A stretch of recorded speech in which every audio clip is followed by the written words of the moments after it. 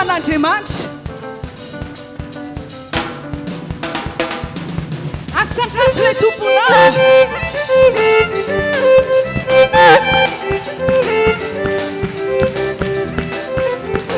ataovy teakolona mahery miravorava ny Jehova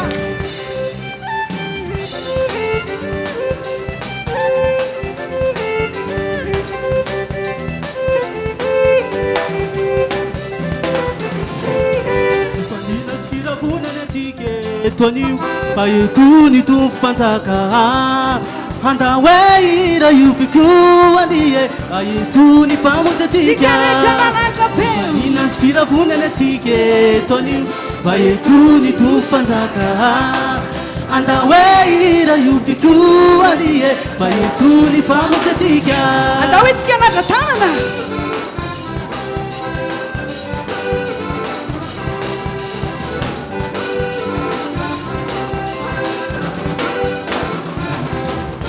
Pesa mitadi Midarahan se ovena Midarahan minifuna Midarahan minerina Nividerana makuchkuchka Erana ruane Nanipa fitina diamanta Tenetna sane Tenesna zampuninata Oh, fedana na waniula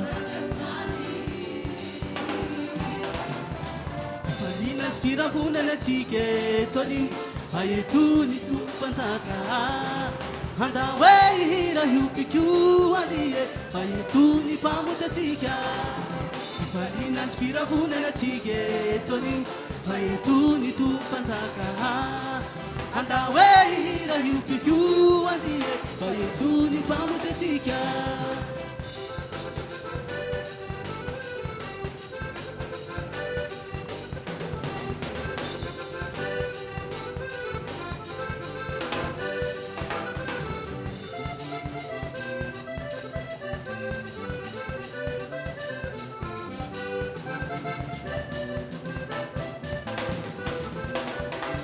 Fifalina filera now.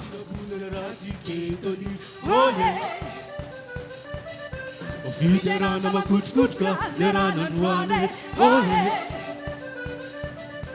Fifalina sirafuna narati ketoni Fiderana makuchkuchka Lerana nuane Asandrato Pantaka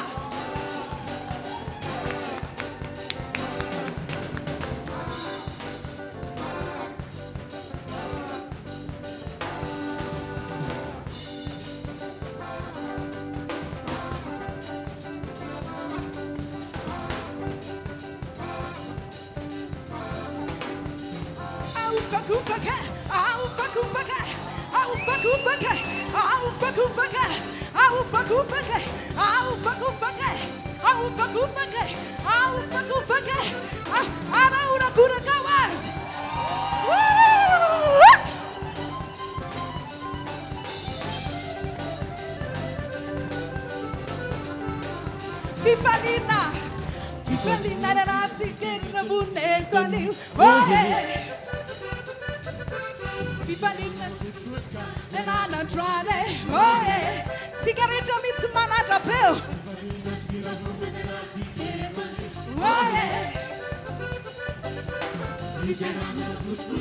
Nana Trane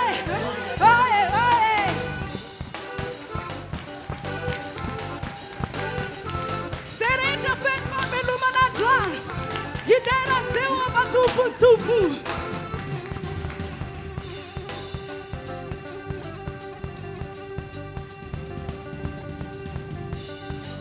Miss Favelumana Resinitana Nina Andran Right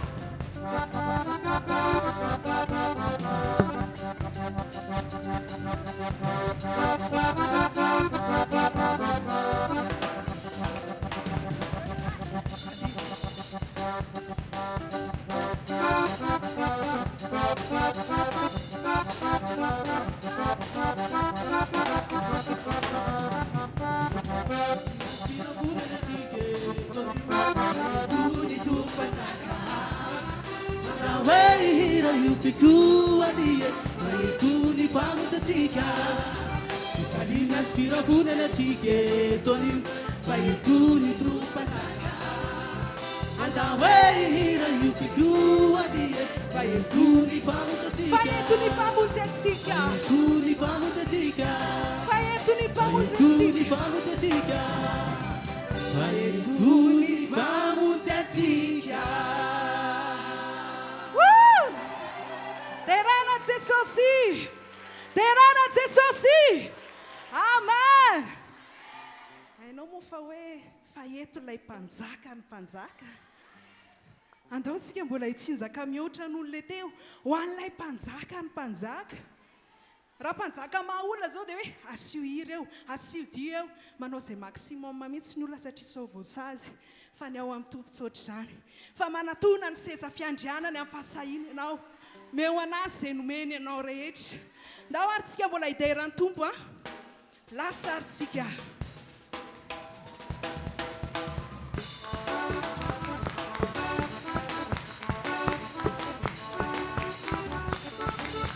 ataovy amin'ny foravoravo le diakanao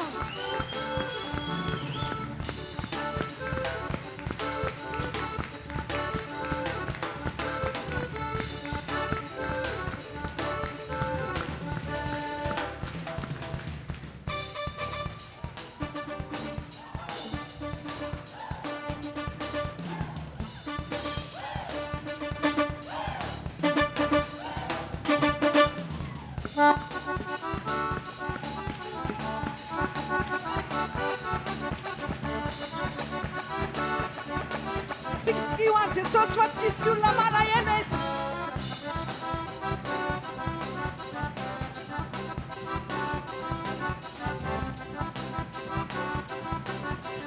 tena miramafitsika fa eto an Jesosy asandratra anio ny fiderananao fa Jesosy Kristy mpanjaka mevonahitra fa Jesosy Kristy mpanjaka ambony mpanjaka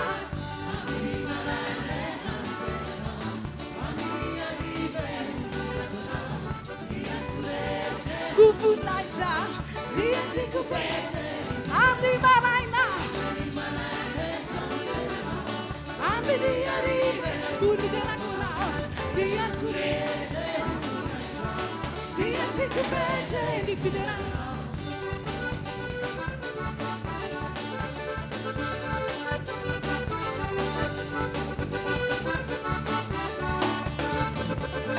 Asajandoli.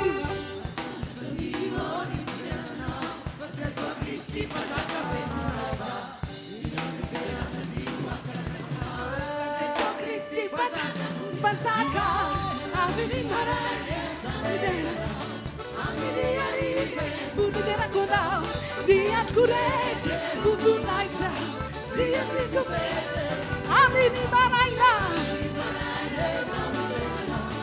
amini arive, via curege, budu naija, zia sikupete.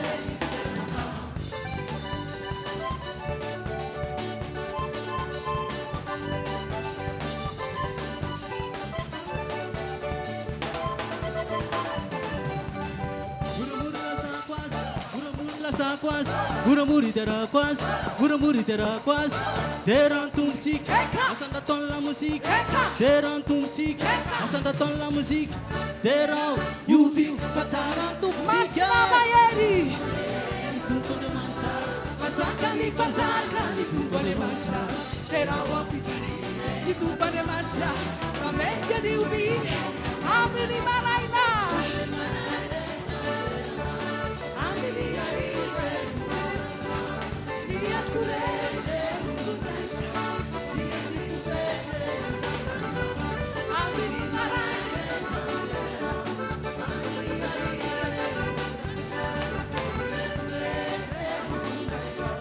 zia sikupete.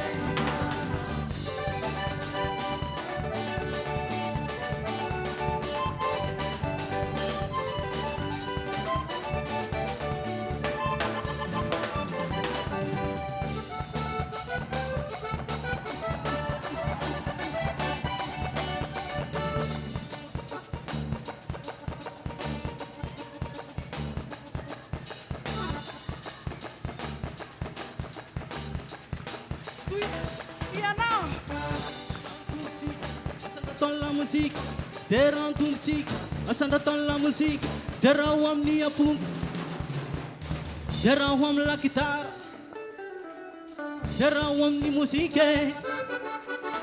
Deraw you view Deran tumsik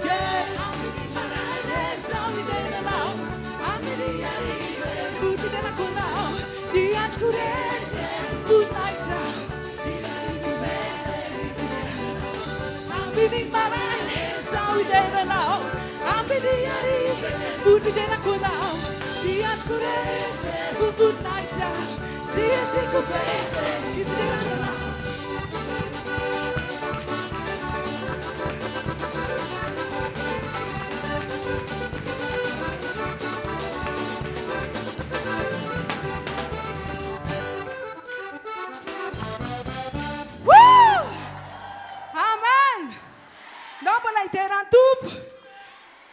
Teran Jesus.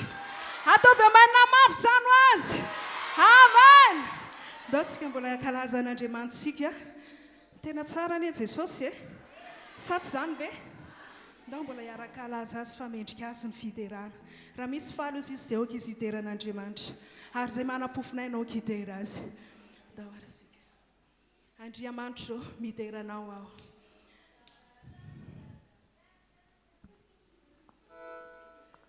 Da ary tsika hideran'i Jesosy aloha satarintsika mitehaka izany fiderana izany.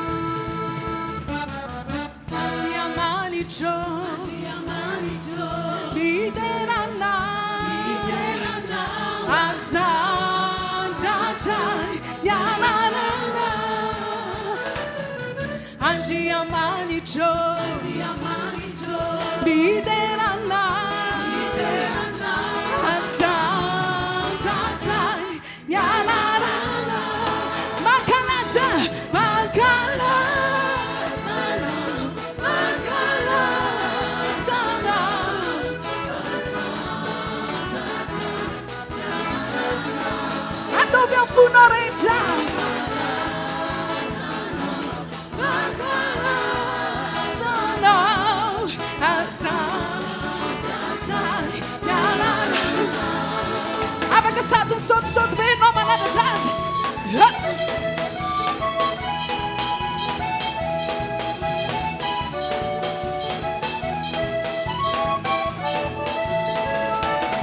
Se sosi tu può, liderana, asanja, ya na na. Se sosi tu può. Liderana, Asandajai, Nyanarana. Akanação esfaísse na demanda. Makala,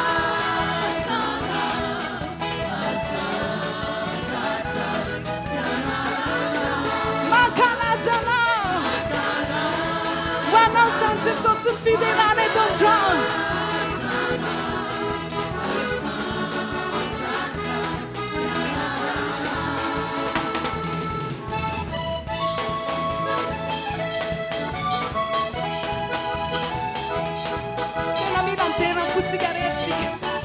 Itsika aminao Jesosy androany satsany be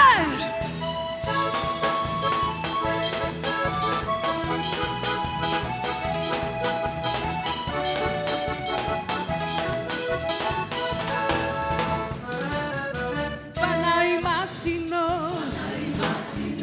Miderana Asandajai Yanarana Fanai masino Miderana Asandajai Yanarana Asandajai do mundo foi o nosso tarana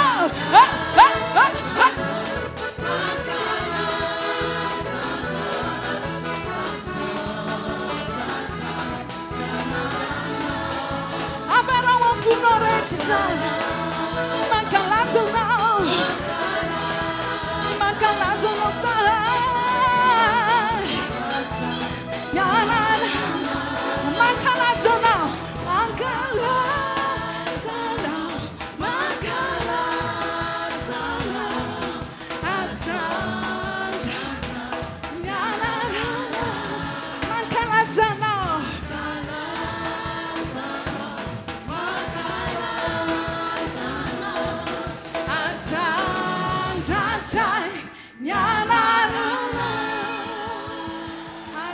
Atao mafy be aranorakoraka. Halleluia.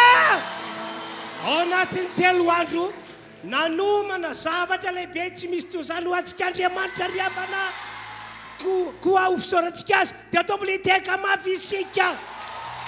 Amen, amen. 3 andro tsy manam-paharoa zay angamba ny fomba ilazana azy amin'ny teny malagasy. Ty 3 andro zay natokantsika amin'izao taona 2024 izao tsy manam-paharoa. Ny amin'ny taona ho avy 2025 tsy mbola haintsika hoe inona ny tranga, fa ny amin'ity aloha dia tsy manam-paharoa. Fa Andriamanitra hamonjy antsika izy. Zay rehetra endrika fahafatesana sy atao amintsika, nateraka ny ozina avy any amin'ny razambe tany aloha, nateraka fanaratsy satria nahita lalana ny dirana izy. Zany rehetra zany ho rava tanteraka, ho rava tanteraka. Andamboliteka mafy antompoko. Halleluia. Samiary maka toerana isika. Amen. Amen. Dia amin'izao fotoana izao tsika dia hivavaka ho andreo mpanompon'Andriamanitra zay notendreny tompo manokana hitondra hafatra spesiala ho antsika ary aniantsika ny fahasoavana zay fanomen'Andriamanitra azy ho fandravana ireo zavatra ratsy nentin'ny ozina sy fanaratsy mpitondra fahafatesana hatramin'izay. Ary hivavaka ho azy ireo tsika mba hamoaka fahavelomana amin'ny zavatra rehetra zay ataontsika izy ireo. Mpanompon'Andriamanitra fotsiny ihany moa izy ireo hoentsika mambavaka, fa Andriamanitra zay miaraka amintsika eto no antenaintsika fa tena hiasa tokoa. Halleluia. Angamba tonga dia atsontsika miakatra izy 5 rahalahy hiakatra eto tsy hotonona tsony ny anarana, tonga dia miakatra tompoko.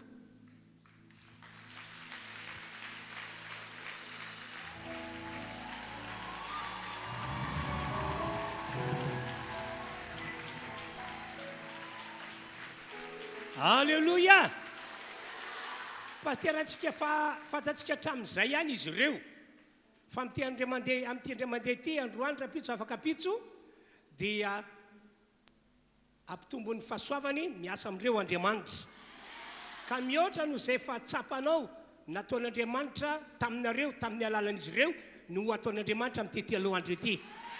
Amen. Zay mahatonga amin'ny teny hoe mampalahelo ihany ireo namantsika zay tsy tonga eto tena mampalahelo.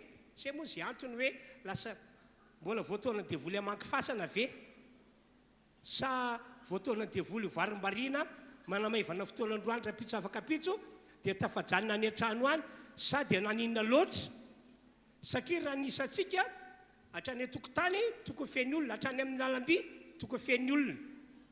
Kanefa ny fahafantarako azy na feny ro tokotany io na misy olona ary amin'ny lalam-by tsy tena maheno tsara zavatra atao ato, rehefa tonga eto fotsy izy dia mandray anjara, mandray fahasoavana. Ndeo tsika nangatanana dia vavaka andreo mpanompon'Andriamanitra reo azy.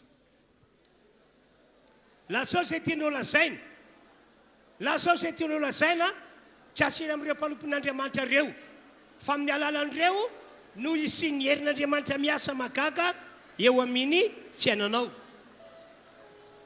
Samy mivavaka araka izany isika, samy mivavaka araka izany mihitsy isika.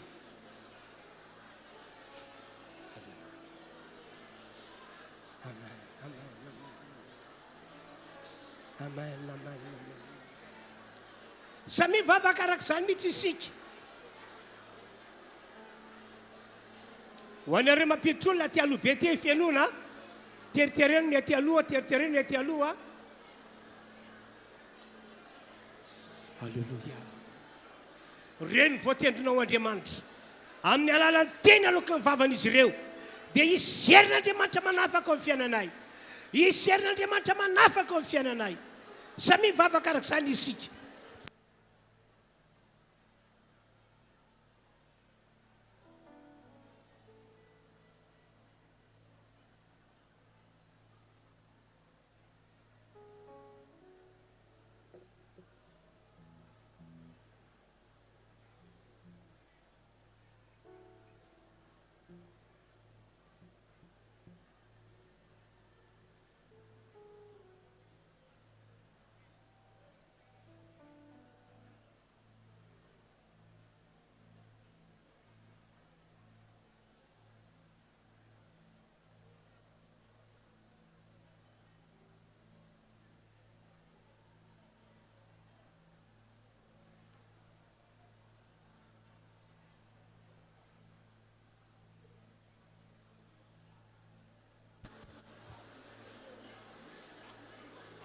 Okay, fa afaka fotsika rehetra isika.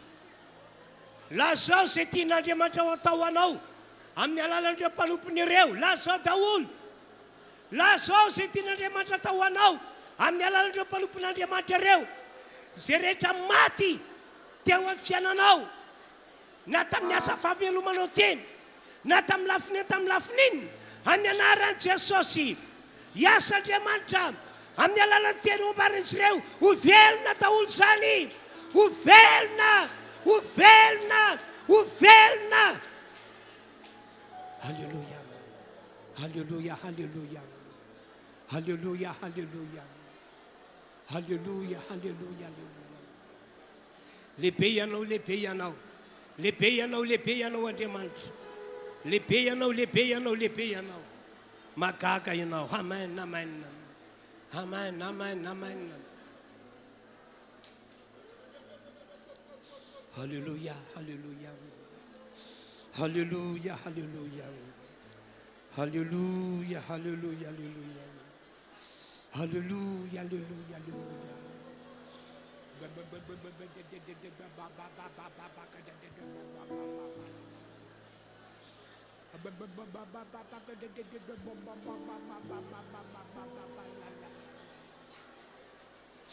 Anu sabda lehibe ito ng Andriamanitra. Halleluja, halleluja.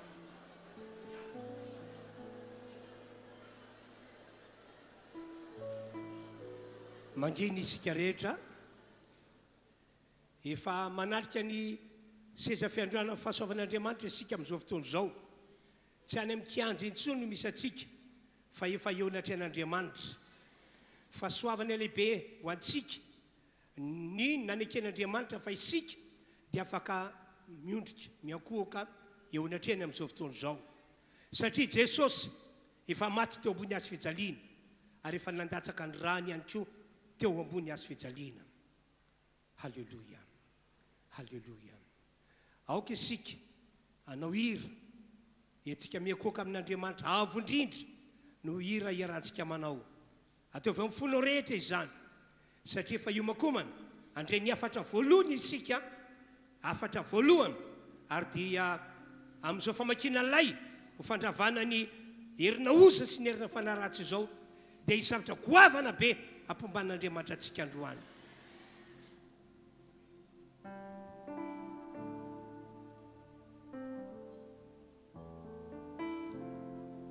Akbe masinao, raha afaka apetraka ho fonao tananao dia mety be mihitsy.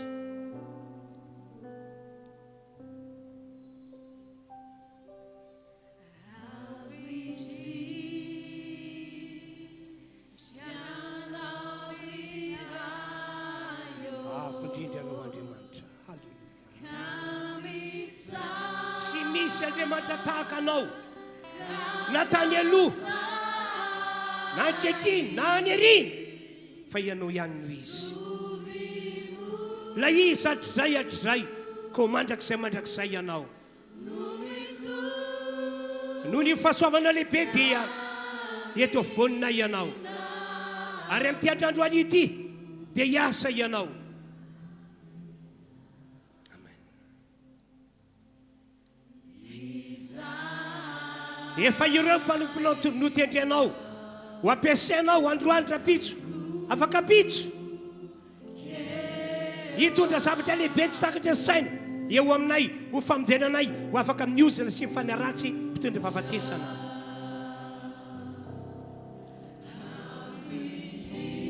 Amen. Ho torotoro tanteraka amin'ny anaran'i Jesosy lay ozana sy lay fanaratsy mpitondra fahafatesana, satria efa maty teo ambony hazo fijaliana Jesosy. Efa maty teo ambony hazo fijaliana Jesosy.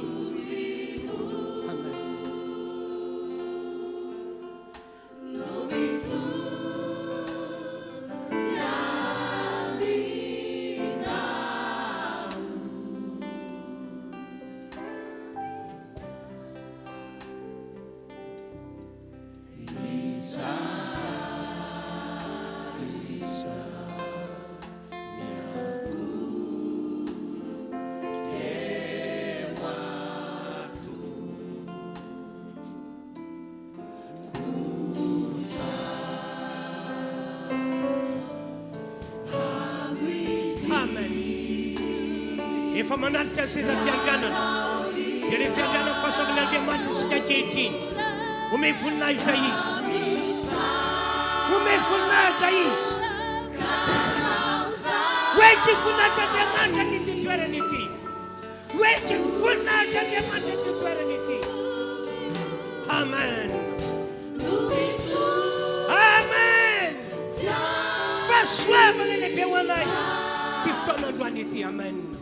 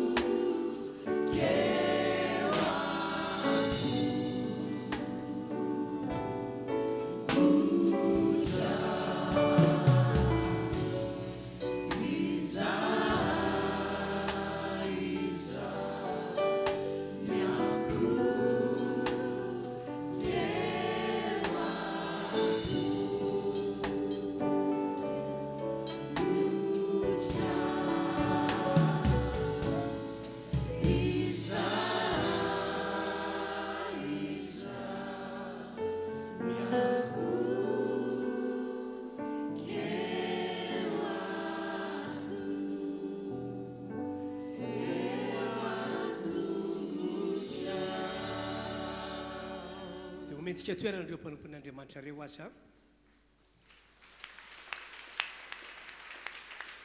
dia asafady ho anareo mampiditra olona mialohan'ny toroteny ety aloha ty mbola isy malalaka dia somary tentenana kely ny platsika tompoko mba tsy bahana be tsika satria misaotra ny tompo isika fa tonga maro ny olona dia somary teritereny dia ampandrosoa ety raha manomboka toroteny na malalaka be reto tsy ampandrosoanareo tsy ny olona fa tao mijanona any ery na any ivelany misy seza zay zany ny filazanam-pianako amintsika dia fa iomantsika amin'izao fotoana zao a andreny tenin'Andriamanitra mentsika plasy reto mpitarika fiderany reto a isisi mbola malalaka be ny seza sisiny avaty mbola malalaka dia ny mpanompon'Andriamanitra makilay amin'ity telo andro spécial ity dia ny mpanompon'Andriamanitra pasteur Jean-Claude Rakotsonjanary raisika amin'ny afatanana avy hatrany izy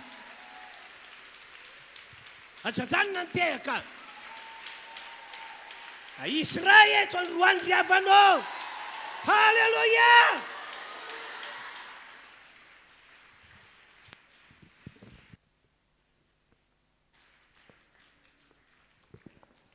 dia voninahitra ho an'Andriamanitra irery any a minanazy ny dera fankasitrahana satria noko fa avy amin'Andriamanitra izao fotoana izao faharoa miaraba manokana ny mpanompon'Andriamanitra ray aman-drenitsika paster Randrenevra Velona Taolo Famivady sy ray aman-dreny mitandrina ny fiangonana Refia manerana ny Madagasikara arapaina koa ny mpanompon'Andriamanitra rehetrarehetra izay tonga eto aloha sy ireo mpanompon'Andriamanitra mpiara-miasa rehetra ary arapaina tahaka izany koa tsika fiangonana rehetrarehetra tonga eto amin'izao toerana izao a manona aminao androany tsy maintsy mpandresy ianao tsy maintsy misy fahavelomana amin'izay ary na inona ianika fahafatesana amin'ny anaran'i Jesosy zao ny fotoana hitsangana zany zao ny fotoana veloma zany raha marina zany dia miorako raha mafy an'Andriamanitra halleluia amena misaotra an'Andriamanitra lehibe satria za zany nijoro voaloha eto aloha dia mpanetretena nijoroka ny lohan'reto mpanompon'Andriamanitra rehetra miekohaka ny osotranareo a satria fantatry goavana ny ositra anatinareo kanefa ny moa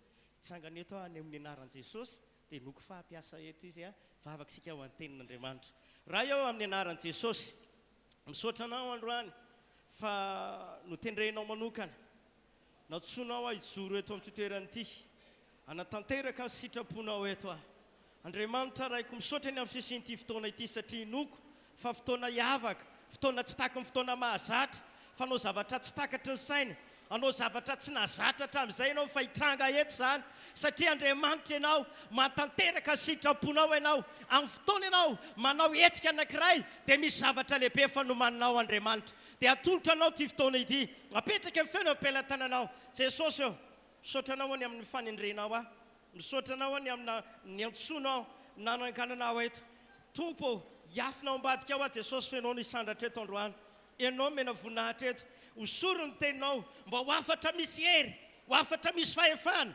afatra misy ositra afatra hitondra fahavelomana ho an'izao fiangonana izao amin'ny anaran'i Jesosy Kristy misaotra raha izanaka fanamasina tahina ny tenin'Andriamanitra efa voatatra amin'ny fiandohan'ny fanorenana ny teny ary mbola voatà mandrakizay dia voatà mandrak'androany amin'ny anaran'i Jesosy mitenena tompo sokafanay ny fanahinay ho an'ny teninao mba ho tany tsara andrin'ny teninao tokoa ny fanahinay tsirairay avy tompo amin'ny anaran'i Jesosy na iza tonga eto amin'izao tena zao ka misy endrika fahafatesana amin'ny fiainany na manahoana na manao endrika izany androany dia amin'ny anaran'i Jesosy ny tenenako fa ao anatin'ny tenin'Andriamanitra anomboka hitsimoka amin'izay anomboka hitsangana amin'izay anomboka ho velona amin'izay anomboka hisy voa amin'izay amin'ny anaran'i Jesosy Kristy misaotra Andriamanitra raiko halleloia amen ndao ary tompoko hamaky tenin'Andriamanitra isika amin'izao fotoana izao ao amin'ny bokin'ny Josoa toko fahenina manomboka andininy fahenina amby roapolo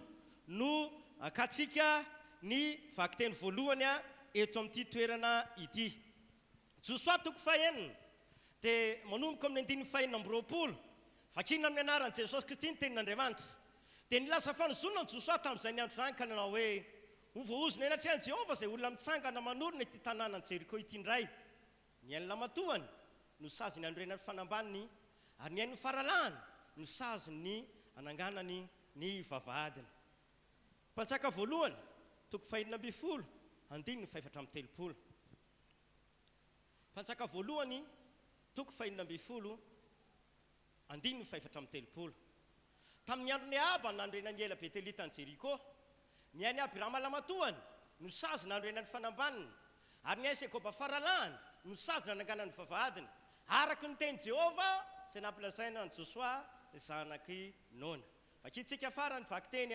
mpanjaka faharoa toko faharoa manomboka andininy sivy amby folo ka hatramin'ny andininy roa amby roapolo mpanjaka faharoa toko faharoa manomboka andininy sivy amby folo ka hatramin'ny andininy faharoa amby roapolo aroa ny mponina tao amin'izany tanàna zany tamin'ny Elisy masina ianao ino tsara toerany ity tanàna ity tompoko arak'izao hitanao zao saingy ratsy ny rano ary ny tany tsy mahavaninanaka dia hoy izy hitonay lovia vaovao aho ka sisira ao anatiny dia nentiny tany aminy zany ary nivoakana kany amin'ilay ny andohan'ny rano izy dia nanimpy sira tao ka nanao hoe izao lazainy Jehovah efa nasara ty rano ity aho ka tsy hisy fahafatesana na tsy vavanonana anakintsony se eto andininy roa amby roapolo ary tsofoko rano ao anatin'ny 3 andro mariny eto zany ka dia tsara ny rano mandrak'androany halleluia amen ny loha hevitra inaratsika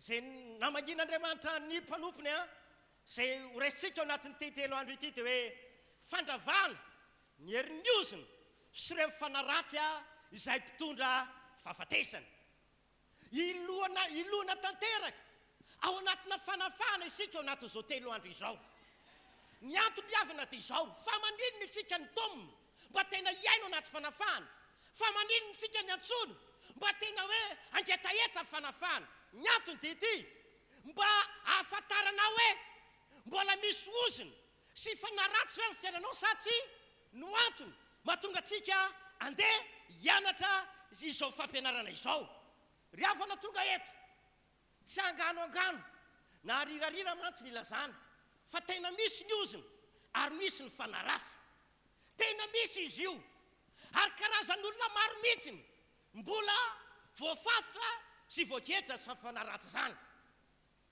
maro ny olona ny tena iainany maro ny olona ny tena mbola voafatotra ary maro ny olona ny tena azo lazaina fa misy fiatraikany ratsy amin'ny fiainany ny fisiana fanaratsy na ozina mbola mitoetra eo amin'ny fiainany ka ho atsika tonga eto amin'ny toerana ity dia eno zao ny fisiana ozina na fanaratsy mbola mitoetra eo amin'ny fiainan'ny olona mantsy na inona karazany fanaratsy zany dia izao zavadretranga tsy maintsy isy indro kely foana amin'ny fiainan'ilay olona isy zavatra tsy andeha amin'ny laonina amin'ny fiainan'ilay olona na karazany manahoana na manahoana ny ozina mipetraka amin'ilay olona na karazany manahoana na manahoana lay fanaratsy mipetraka amin'ilay olona mety hiten'ilay olona hoe niangy pastera dia voly kelikely ao amiko na sasany mety hiteniny dia voly be ny ao amiko zao mantsy zavatra nagagana ray andro nandroaka dia voly tamina olona anankiray dia zao ny filazan'ilay olona pastera le dia voly ato amiko atonga mba le général mihitsy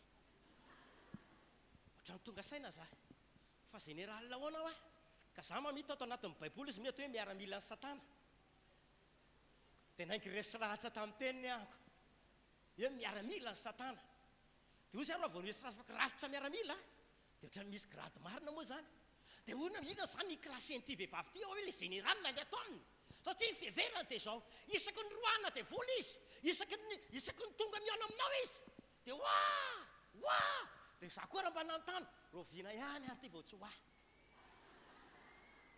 dia izy am'izay izy kay tonga saina ohatra anah koa dia zao ny teneny amiko amin'izay ndray andro pastera mbola vonina ndray anah nga pastera dry fa hoana hoa zany tsy vonina ndray anao vonina foana satria zany ny tompo anay anafaka azy voafatotra dia vonina foana izahay ka zao mantsy pastera ohatra ny tonga saina ihany za ty dia za tsy teteny tamin'ny fotsiny koa fa za koa fa tonga saina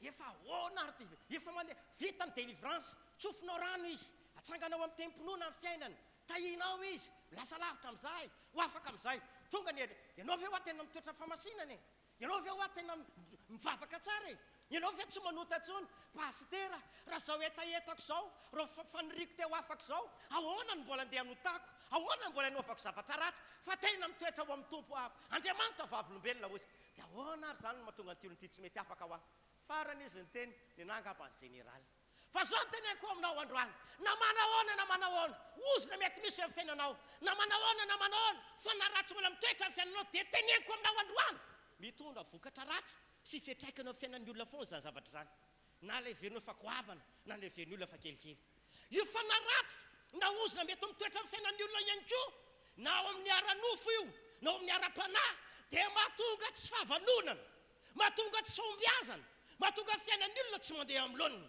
ka hoy aminao androany fampahirezako ity manana tanjona ianao manana faniriana ianao manana etaeta ianao mba ho afaka aminao niosina androany mba ho resitosiko amin'ny fiainanao mifanaratsy androany ara vita zao 3 andro zao amin'ny anaran'i jesosy tsy ho tahaka ny tantara hatramin'izay tsony ny tantaranao fa ny anaran'i jesosy iovy zany raha manao menina mafy ianao halleloia fanamarihana kely ty tiako tenena ity dia izao matetika mony amin'ny fampianarany amin'ny resaka ozona sy fanaratsy a dia matetika ohatrany hoe tsy dia rarahin'ny olona loatra tsy dia rarahina mpanompon'andriamanitra loatra raha mahavan'ny olona azy misy fotoana nisy vadina mpanompon'andriamanitra anankiray izay nanatona anahy fiangonana goavana amin'ny fiangonana misy an'zareo raha fijeriko azy rehefa nanatona anazy dia zao ny tenen'le ramatoa raha ny vadiko akaty pastera fa ihanona ny vadiko pastera ohatra zao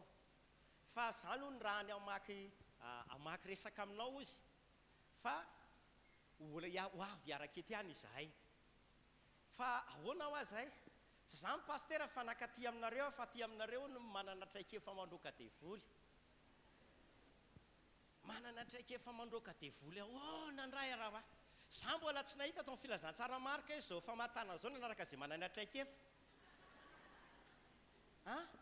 tsy mbola nahita an'izany aho dia somary nyteneny kely le vadale pastera tsy fampianarana araka zay manana traikefa ho ale izy fa fampianarana araka zay mino dia ozona tao mara zany pastera dia fa maninona hoa zany nareo no tsy mandroaka devoly ka zay io mantsy pastera tsy natsona ho amin'izany zay io mantsy pastera tsy zany mihitsy ny atsona anay tsy natsona androaka devoly zay kanefa n'izy matsapa misy ozona amin'ny fiainan'ny zareo misy fanaratsy manapaka amin'ny fiainan'ny zareo fa ndraindray amevan'ny olona izany ka zay le fanariana kely tiako tenenina hoe matetika ny fampianarana ny amin'ny fanapahana ny ozona na amin'ny fandroana fanaratsy dia fampianarana tsy dia rarahiny mpanompon'andriamanitra loatra amevan'ny olona loatra fampianarana tsy dia nisy mpanao loatra kanefa noho aminao amin'ny fomba hoana moa zany no ahafahantsika hoe tena hiara ao anatin'ny famatorany fanaratsy amin'ny fomba hoana ihany koa no ahafahantsika ho afaka amin'ny geja hoentin'ny fanaratsy raha tsy fantatra akory ny fisina fanaratsy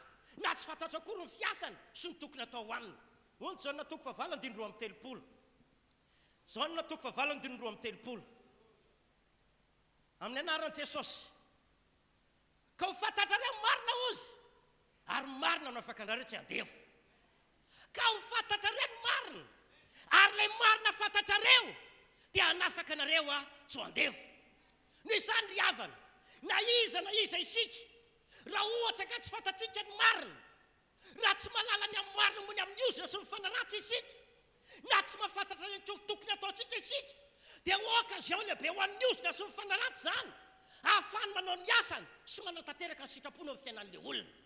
Ekena mpino izy, ekena mpivavaka izy, ekena mpanompon'Andriamanitra izy, ekena olona manana ny tompo izy, fa mazava ny tenin'Andriamanitra. Rehefa mahafantatra ny marina ianao, dia iny ny tonanao makany amin'ny fanafahana lehibe. Noho izany ho iaho hoe na iza isika izay tonga eto amin'ny toerana ity, devoly tsy mijery profil, dia devoly tsy mijery titre, dia devoly tsy mijery ny positionnao hoe iza ianao, fa ny fahafantaranao amin'ny marina dia anisan'ny fanalahidy voalohany a. Andraisanao fanafahana zany androany, andraisanao fanafahana zany androany a. Halleluja, amen. Occasion lehibe ho an'ny Satana ho iaho, ahafahany zareo manatanteraka ny asa ratsiny sy manatanteraka ny sitrapony a, raha ohatra ka tsy mahafantatra ny marina ilay olona. Ny tsy fahafantaran'ny olona ny amin'ny oziny sy ny fanaratsiny koa, na tsy fahafantaran'ny olona ny tokony ataony, dia mahatonga ny fiainany tsy ho tonga ny amin'ilay tena sitrapon'Andriamanitra, mahatonga an'ilay fiainany tsy ho tonga ny amin'ilay toe-panatakian'Andriamanitra, ary mahatonga ny fiainany ihany koa tsy ho tonga ny amin'izay faniriana tokony ho tratrariny. Raha mbola misy ozina tsy voaroko, tsy ho tapaka amin'ny fiainan'ny olona, raha mbola misy fanaratsy voailika amin'ny fiainan'ny olona anankiray, dia amparako amintsika tsara mihitsiny fa tsy tena ho tsapan'ilay olona ny fahatanterahany teny fikasana men'Andriamanitra azy, tsy ho tsapan'ilay olona ihany koa ny famarinana izay fahasoavana efa tokony ho raisiny eo amin'ny fanomponan'Andriamanitra. Ary ny tena mampatahotra ady ity, tsy ho tonga amin'ilay tena toe-panahy ho an'ny olona tokony ho any an-danitra ny toe-panahin'ny olona anankiray raha mbola misy ozona tsy ho voailika na fanaratsy mbola tsy voaroaka eo amin'ny fiainan'ny olona anankiray. Satria ny ozona sy ny fanaratsy angeriavana arak'izany anaran'izany dia tsy misy zavatra tsara hoentiny zany mihitsy eo raha mbola eo izy. Averiko ihany, ny ozona sy ny fanaratsy dia tsy misy zavatra tsara hoentiny zany mihitsy eo raha mbola eo izy. Mahatonga ny olona tsy ho tsara toe-panahy, mahatonga ny olona tsy ho tsara fiainana, ary mety mahatonga ny olona tsy hanana fitonantena tsara. Ary raha misy ozona na fanaratsy amin'ny fiainan'ny olona anankiray, dia miteny amintsika tonga eto ahako fa isy karazana sakana sy faravana be dehibe eo amin'ny fiainan'ny olona. Ka hoe amintsika fanontaniana mipetraka voalohany ary dia hoe ahoana azy no ahalalana sy ahafantarana fa mbola misy ozona eo amin'ny fiainan'ny olona na mbola misy fanaratsy tsy voaroaka amin'ny fiainan'ny olona. Ity Josoa toko fahaenina, ity no andeha engako androany. Tao amin'ny ty tantaran'i Josoa ty dia ambarana ten'Andriamanitra, mino afaitsika tsara ny tantara hoe nisy lehilahy anankiray, Josoa mpitarika ny Israely rehefa nandimby Mosesy izy. Nanozy ny lehilahy io tamin'izany fotoana izany, na iza ozy manorina na manangana ty Jeriko ty any arinany, dia maty ny lamatoany ary maty ny faralany. Ny zavatra ny tonon'ny Josoa teo dia hoe ozina mpitondra ny fahafatesana, ka ny alalana zany ry havana fa mbola misy ozina na mbola misy fanaratsy voaroaka amin'ny fiainan'ny olona anankiray dia miseho amin'ny endrika fahafatesana. Averiko ihany, ny alalana fa mbola misy ozina tsy voailika amin'ny fiainan'ny olona na misy fanaratsy mbola tsy voaroaka amin'ny fiainan'ny olona dia miseho amin'ny endrika fahafatesana la izy. Efa nijery dictionnaire anankiray ahako dia jerevako hoe inona zany ny tena dika le fahafatesana, dia zavatra anankitelo no hitako tao rehefa nijery aho hoe inona ny endrika fahafatesana. Misy telo ny heviny fahafatesana raha ara-baiboly, misy anankitelo ny hevitry le fahafatesana. Voalohany, ny endrika fahafatesana voalohany dia fialan'ny aina tao amin'ny nofo, fialan'le aina, zay ny endrika fahafatesana voalohany. Genesis 5:29 no miteny azany. Zany hoe niala tao anatin'ny olona ny aina, maty izay. Genesis 5:20 zao volazan'ny tenin'Andriamanitra, dia niala eny Abrahama ka maty. Niala eny Abrahama ozy ka nandrinina maty. Io zany ny endrika fahafatesana voalohany.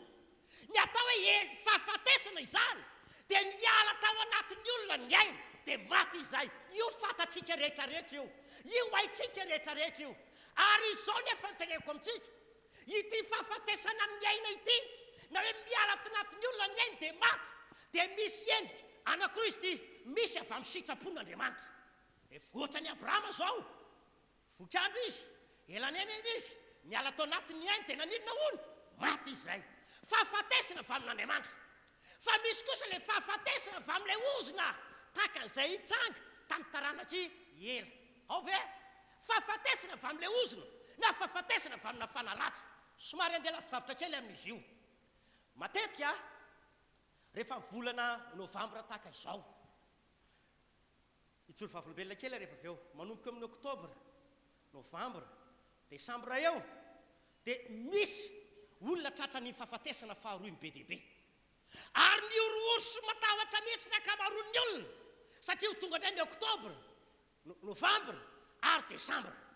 Inonareo ty témoignage kely ty aloha anoizako an'ilay fampianarana fahafatesana anatin'ny aina. Le fahafatesana faharoa le hoe le voalohany zany le fahafatesana avy amin'Andriamanitra, le endrika fahafatesana ny ala ny aina, tahaka ny fahafatesana ry Adama sy ry Mosesy. Fa misy ndray le fahafatesana avy amin'ny ozona sy ny fanaratsa, io no tiako tenenina amin'izao fotoana izao. Tamin'ny alarobia teo, nisy ranabavy anankiray tonga tao fiangonantsika, nanatrika fotoam-bavaka izy, dia mba nisy fijoroa vavolombelona. Dia zao no tenen'io ranabavy io hoe, zay pastera ozy a, za ty na raha rehefa saiko maty impiry, efa mivavahana foana misy dia sitrana, miraikitra ny tsinainy. Rehefa miraikitra ny tsinainy a, dia tsy nisy azo atao mihitsy, fa tsy maintsy natao ny opération. Dia misy dia volo miteny amin'izay, anjaranao zao maty, anjaranao zao maty. Ary tena aretiny efa ila faty aty vehivavy ty le izy, fa misaotra an'Andriamanitra. Rehefa natao vavaka dia sitrana tanteraka izy. Dia enonareo zao, miverina indray ny fotoana, dia marary mafy indray izy, dia misy indray miteny, anjaranao zao maty. Ka inona tiako atongavana? Valy mianadary zareo, valy mianada, tena anankidimy zao efa maty. Dimy maty, fa telo izy sisa. Ary reo dimy maty reo a, tsisy ny oatra ny 50 taona, fa ny zokony lamatoa ihany mba naharitra 50 taona tamin'ireo maty reo. Fa sisa zay, latsaka ny 50 taona daholo, tsy haiko izy zao nahato izy nahoana. Dia kahagabe tamin'izany, valy mianada, fa telo sisa ny ihany. Amin'io le telo moa sisa ihany, telo mitsipozipozy, telo mampalahelo, telo mbola tafian'le ozona sy ny fanaratsa. Ary telo nahitako rehefa nandinika fa nanomboka ny nomana fampianarana, misy zany ny fahafatesana anankiray, tsy avy amin'ny sitrapon'Andriamanitra, fa avy amin'le ozona mpitona fahafatesana, na le fanaratsy mpitona fahafatesana. Ary rehefa nivavaha ny vehivavy io a, dia misaotra ny tompo lehibe aho, amin'izao fotoana izao, eny ny sitrana izy, salama izy, ary afaka tanteraka. Vao tamin'ny alarobia teo zany no seho. Zany hoe, ilay ozona mpitona fahafatesana zany, dia mahatonga ny olona maty, tsy arak'izay plany, tsy arak'izay efa hoe fotoana tokony eny aty ambony tany, fa maty aloha, maty amin'ny fotoanany, iny le fahafatesana amin'ny aina. Ny ala tao anatiny aina, dia ity koa misy fijovavolombelona faharoa. Misy ndray a, olona hoe misy herina fahafatesana ao anaty kibo mihitsy, izay mahatonga ny olona tsy mahavanana. Misy telo vavy ndray tamin'ny azoma teo, alaka misy ariva moa zay tonga teto Antananarivo, avy nanao mission, dia somary nakanakaina kely zoma maraina alohan'ny andain'ny vory taty Androndra tamin'ny zoma teo. Dia nisy olona tonga avany, vehivavy mpiravavy.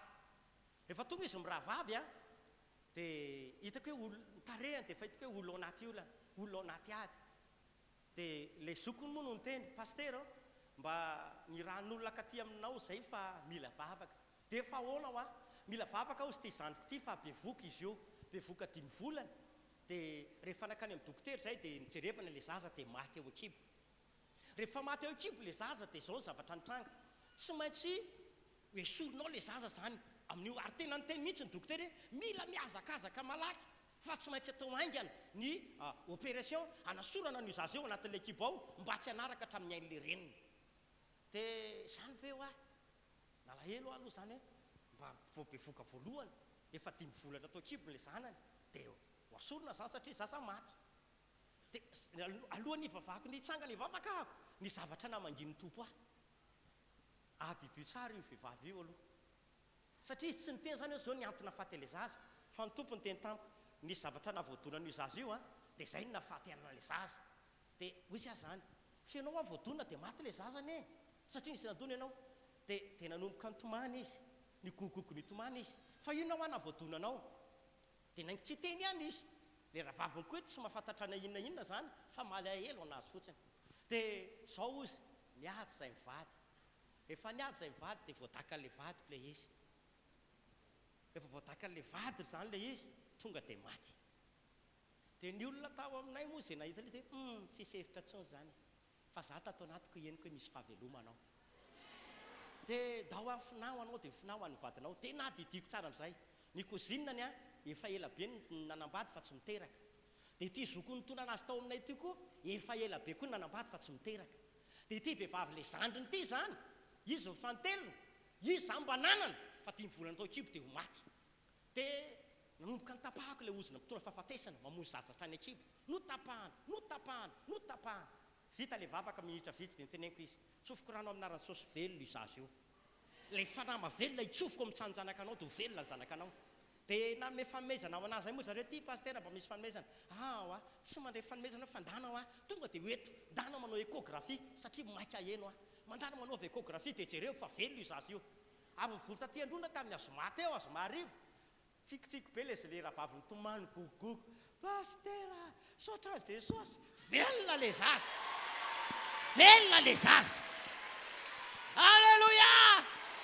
alleluia dia zany nahitako hoe le endrika voalohany le endrika voalohany le fahafatesana dia hoe fialan'ny aina ao anatin'ny vatana maty le olona fa io le fahafatesana lan'ny anaty vatana io dia misy anakiroa fahafatesana zay araka ny sitrapon'Andriamanitra tahaka ny Abrahama efa elany ainana vokiandro tahaka ny Mosesy elany ainana vokiandro dia maty ry zareo tena avy amin'ny sitrapon'Andriamanitra ary tsofina rano amin'ny anaran'i Jesosy izao fiangonana zao ho vokiandro ela iainana tsy maty amin'ny andronao zany ianao sy ny taranako rehetra amin'ny anaran'i Jesosy ela iainana vokiandro ho tahin'Andriamanitra alleluia fa le fahafatesana anankiray tenona gaga tenona tonga natonga saina amin'izay misy karazan'olona be dia be to amin'ity tany ity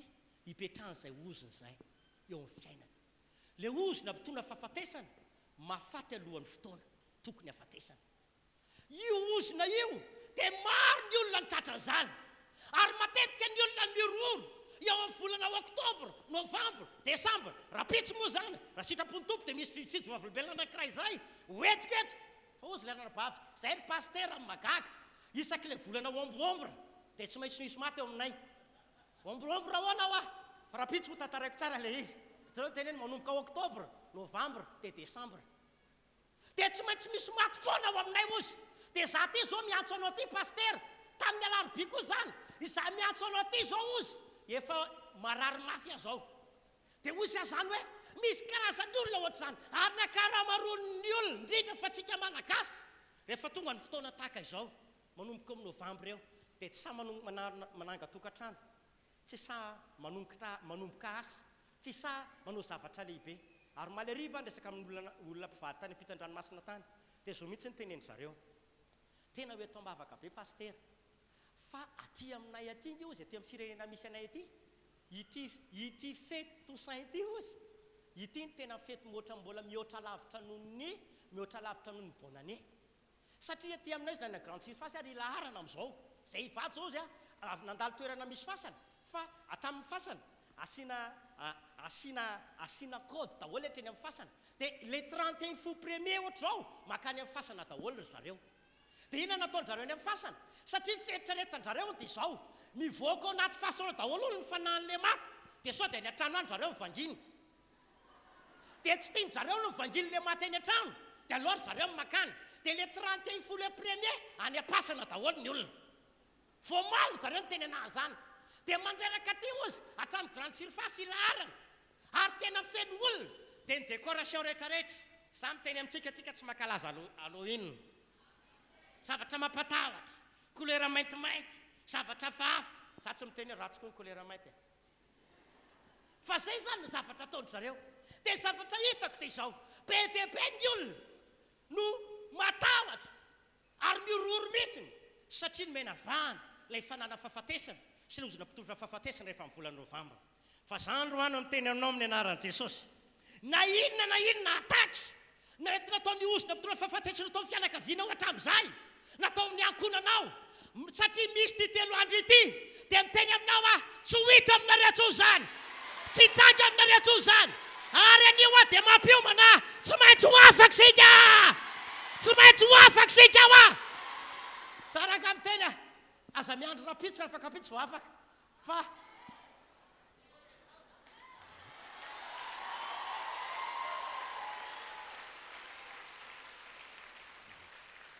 efa naiky tsy tena dia niteny paster Nirina efa naiky tena dia niaotra kely hoe sao dia sao tiako tenena mbola misy mpanompon'Andriamanitra efatra goavana be mantsy ao aorianako dia hoy zay hoe ho fitaiko rery be zany niady dia tsy maninona rangahy zareo mba manipinipy fotsiny sisa fa amin'ity fiandohany ity amin'ny anaran'i Jesosy tapaka ny ozona mpitondra fahafatesana resy dia volom-pitondra fahafatesana zay niezaka fitsapetraka hatramin'izay katazitazona ny ainao sy ny taranako sy ny fianakavianao efa nampiomaniko anaty vavaka iny be dia be fa tsy maintsy miala zany tsy maintsy miala zany alleluia amen ve zay zany lay endrika fahafatesana voalohany miseho amin'ny hoe miala ao anatin'ny vatana lay aina zay le izy dia anankiroa le izy teo nazavaiko tsara raha azonao io ny fahafatesana voalohany fialan'ny aina ao anatin'ny nofo ao anatin'ny vatana misy ndray natao hoe fahafatesana anankiray faharoa mbola atao anaty dictionnaire fa tsy namorona fahafatesan'ireo fanahy mbola voafaty ny herim-pahotana zany hoe le fanahy mihitsy zany ary matetika ny olona misy fahafatesana ozona mpitondra fahafatesana dia manana olana amin'ny fiainam-panahy manana olana amin'ny lasiny lafy ny fiainam-panahy dia ity le fahafatesana faharoa ity le izy fahafatesan'ireo fanahy mbola voafaty ny herim-pahotana zay mihitsy le izy jerevantsika Efesanina toko faharoa manomboka andiny voalohany Efesanina toko faharoa andiny voalohany anoanako azay ary ianareo dia efa novelomina fony mbola maty ny fahadisoanareo sy ninona ono sy ny fahotana fony mbola maty ninona le fahadisoana sy le fahotana eto zany tsy mbola maty le olona eo tsy mbola maty ny tenany tsy mbola maty ny nofony fa ny baiboly efa miteny efa maty no lenina ono le fahadisoana le fahotana le fanahy teny nandalo fahafatesana ary matetika ny olona tratran'le fahafatesana voalohany le hoe ara-nofo dia manana olana amin'ny fahafatesana ara-panahy raha misy ozona mpitondra fahafatesana amin'ny fiainan'ny olona anankiray raha mbola misy ozona mpitondra fahafatesana amin'ny fiainan'ny olona anankiray na fanaratsy mpitondra fahafatesana manana olana eo milafiny fiainam-panahy dia reto zavatra hitranga raha misy an'ity ana faharoa ity zany le olona dia reto zavatra mety iseho betsaka ny mpino mety tsy tena mety velona ara-panahy ohatra matimaty amin'ny finoana maty ny ara-pinoana tsy mety tafavoaka tsy mety tena misongotra ny finoana satria misy an'ity hoe fahafatesana ara-panahy izy misy ndray matetika ny etaetany rehatra dia matetika ny etaetany maty zany hoe tsy hitanao ny andraisana azy tsy haiko nareo misy fotoana ohatrany hoe misy fotoana ianao tena mangetaeta be te hivavaka zany fo amin'ny teny maraina fo azy ny tompo amin'ny efatra maraina fa zavatra magaga ena hivavaka be hivavaka be fa ozy le fahafatesana mamono etaeta tsangana fotsiny ao fa midikodoana ao an-tranonareo dia tonga ny amin'ny enina tena gaga tsy tonga saina izy ny direction ny ala teo ambony fandriana ny fo andeha ninona hivavaka andeha iakohaka ny atrehan'ny tompo fa miodikodiny eo izy dia misy taona ny olona anankiray misy an'ity le fanahana fahafatesana ara-panahy ity dia io maty ny etaetana misy taona ohatran'ny velona kely dia misy fotoana maty tsy mety tena manana le etaeta tsara arak'izay sitrapon'Andriamanitra matetika ihany koa ny olona misy an'ity faharoa ity dia izao tsy tena mety hitombo amin'ilay fitiavan'Andriamanitra latsaka fitiavan'Andriamanitra tsy mety tena manana fitiavana ny hafa zay foana zavatra mitranga sy miseho amin'ny fiainana raha mbola ao le ozona mpitondra fahafatesana le hery mpitondra fahafatesana dia misy tsentraikana amin'ny fiainam-panahin'ny olona izany mahatonga fiainam-panahy tsy mandeha amin'ny loanina tsy manana finoana tsara, tsy manana etaeta tsara, tsy manana fitiavana n'Andriamanitra, tsy manana fitiavana ny hafa satria maty ilay fiainam-pitiavana ao anaty. Vokatry ilay fanaratsy mpitondra fahafatesana na ilay ozona mpitondra fahafatesana. Kristianina maro no hitako tratra n'ity resaka fahafatesana ara-panahy ity. Tonga am-piangonana ihany izy, to mivavaka ihany izy, fa ny finoany tsy mety velona, finoany tsy mety miakatra, finoany tsy mety misontra. Mino fa misy an'izany eto. Fa zavatra namanginy tompo ato izao, ao anatin'ity 3 andro ity, misy fiainam-panahy avaozina be dehibe, misy fiainam-panahy velona be dehibe. Ary raha nisan'ny olona efa tena azo lazaina fa maty ny ara-panahynao, androany dia miteny amin'ny anaran'i Jesosy, hisy fitsanganana sy fahavelomana indray. Tatsika ao bokin'ny Apokalipsy mantsy na tonga nasa nitory an'ity dia izao, ozy ny baiboly alako ninona matimaty. Zany hoe misy zany ny olona anankiray maty tsy mivatana ke matimaty tenen'ny baiboly tenen'ny Jaona tamin'iny fa resaka ara-panahy iny.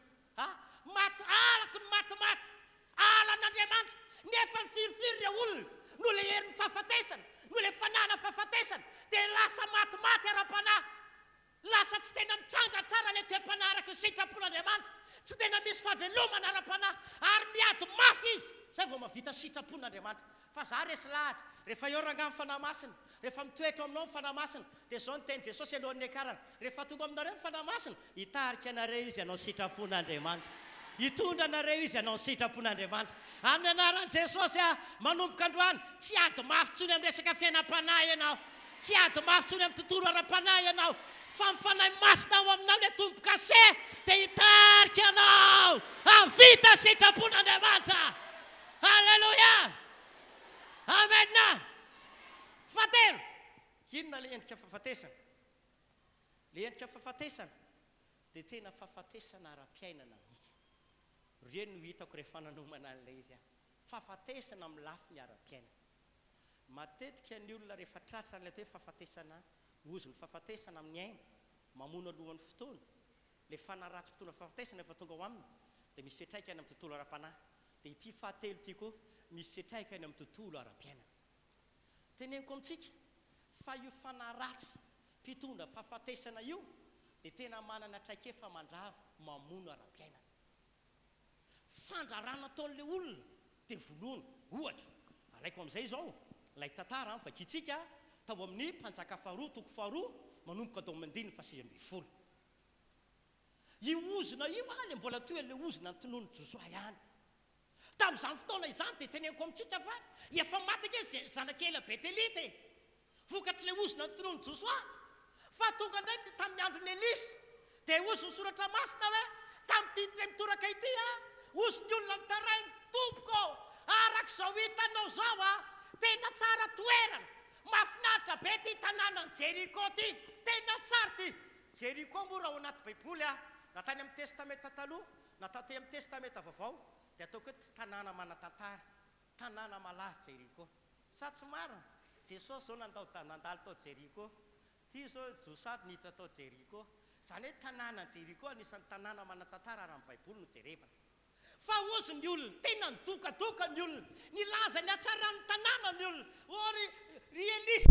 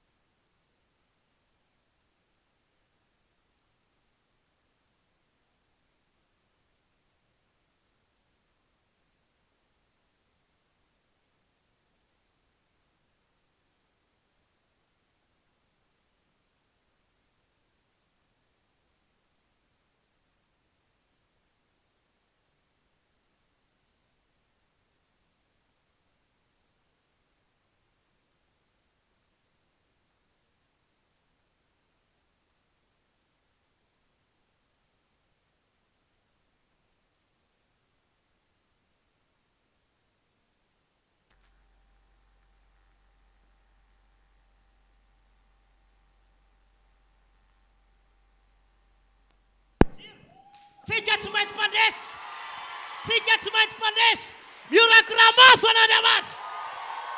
Halleluja!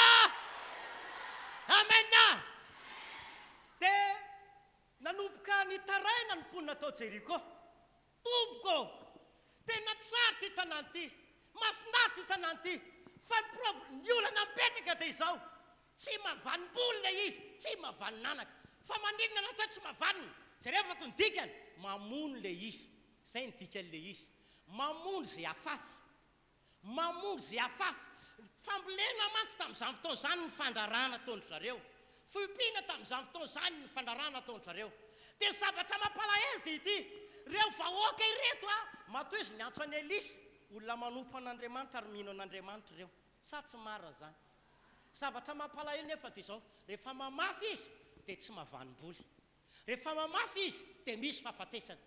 Firifiry ry havana, ny mpino, ny kristianina ohatr'izany mihitsy, ny taraina tamin'ny Elisa zareo, ny angavy tamin'ny Elisa zareo, inona ny tokony atao? Fa izay voafafinay dia maty akaranana, izay voafafinay dia tsisy mitsangana, maty levina avokoa, tsy mahavanina izahay.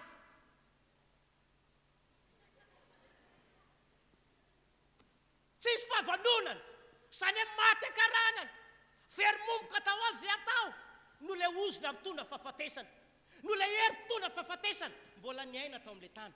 Fanamariana kely ity.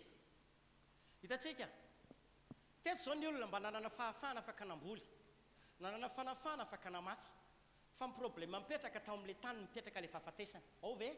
Tao amin'ilay tany mipetraka ilay fahafatesana. Tao amin'ilay tany no niaina ilay fahafatesana. Antoka izay zavatra alefa ao anatin'ilay tany dia maninona? Vonoiny ilay fanampitonda fahafatesana. Satria fahafatesana io ilay tany io mihitsy no zon'ny Josoa. Hoe minizana izy manangana an'io, izy fahafatesana. Izany hoe tao amin'ilay ozona no nitroka an'ilay ozona. Tao amin'ilay tany no nitroka an'ilay ozona. Tao amin'ilay tany no nisitona an'ilay ozona. Dia izay nanangana an'ilay ozona, tonga izay nanangana an'ilay tany, tonga dia maty. Izay namafy indray, tonga dia maty. Izany hoe izay zavatra natao tao amin'ilay tany izany, dia nisy fahafatesana foana tao, dia ohatra mihitsy zavatra nitranga tamin'ny andron'ny Josoa. Izay azanona tonga ny mponina ny teny tamin'ny Elisa hoe inona ny tokony atao. Dia izao ny tenin'ny Elisa, ndao any amin'ny fiandohan'ny rano, ndao tsika ho any amin'izay. Zavatra hitako teo izany dia ity. Be dia be ny olona misy anty fahatelo ity koa ny fiainana. Indrindra rehefa manomboka volana Oktobra, Novambra, Desambra. Ary izany mahatonga ny olona be dia be hoe maninona alohan'ny farany moa? Manipaka alohan'ny farany moa, pastera? Maninona? Tsy afaka ny saosy ama misy pastera atsika mahay ka mahay ompitenena. Tsy afaka alohan'ny farany ozy, satria be dia be ny olona zany. Rehefa amin'ny volana Oktobra, Novambra, Desambra, dia manana olana amin'ny fandrarana, manana olana amin'ny fidiram-bola. Ary misy olona maromaro ato, ohatr'izany mihitsy. Fa izao ny teneniko anao, ho ataonao velomy izany tantara tsy mahafinaritra izany. Ho ataonao velomy izany tantara tsy mahafinaritra izany.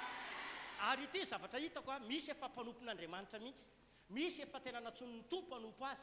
Fa mampalahelo dia izy mandeha kely ny asa fampony dia milatsaka indray. Mandeha kely ny asa fampony dia mirodana indray. Fa androany amin'ny teny amintsika, tantara mahafinaritra no ataon'i Jesosy. Tantara mahafinaritra no ataon'i Jesosy eto ahy. Tena izy tantara tsy mbola niainanao hatramin'izay, fa misaotra tsy tara rangan'Andriamanitra, tsy tara ho Andriamanitra, fa amin'ny anaran'i Jesosy. Ho tahina fivelomanao amin'izay ho tahina fivelomanao amin'izay ho resy ilay osona mitondra fahafatesana, voaroaka ilay devoly mitondra fahafatesana. Tao amin'ny fandrarana nataon'ny zanak'Israely fambolena no maty akaranana, maty. Ary izay natonga andreo ny taraina. Izany ino fa mety efa nitady vahaolana foana ireo.